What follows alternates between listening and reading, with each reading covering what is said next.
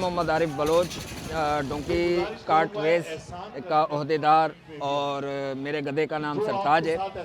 और इस फेस्टिवल में 2008 से मैं अल्हम्दुलिल्लाह शामिल हूँ।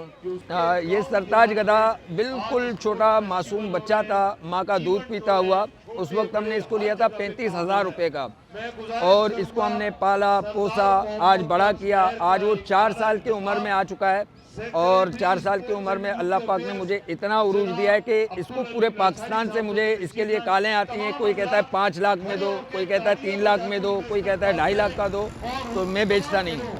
इसमें तो ज़्यादातर मकुरान नस्ल के गधे होते हैं, लेकिन ये ज़रूरी नहीं है कि मकुरान नस्ल के गधे ही भागते हैं। हर नस्ल का गधा भागता है। ये नसीब पे जिसको अल्लाह पाक दे, ये अल्लाह पाक की देन है।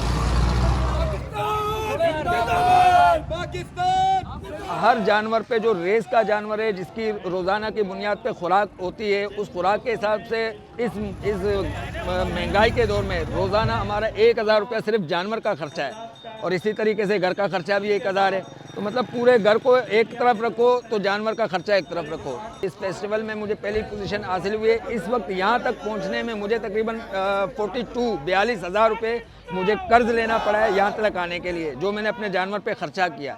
अपना पेट पाल के, पेट को काट के अपने जानवर को खिलाते हैं। आज हमारे जानवर ने अपना हक अदा कर दिया कि बोला रोज़ाना मालिक खिलाता है, आज मैं अपने मालिक को दूँ। अभी तक तो जो ऐलान है, ऐलान के मुताबिक 1 लाख रुपए का ऐलान हुआ है।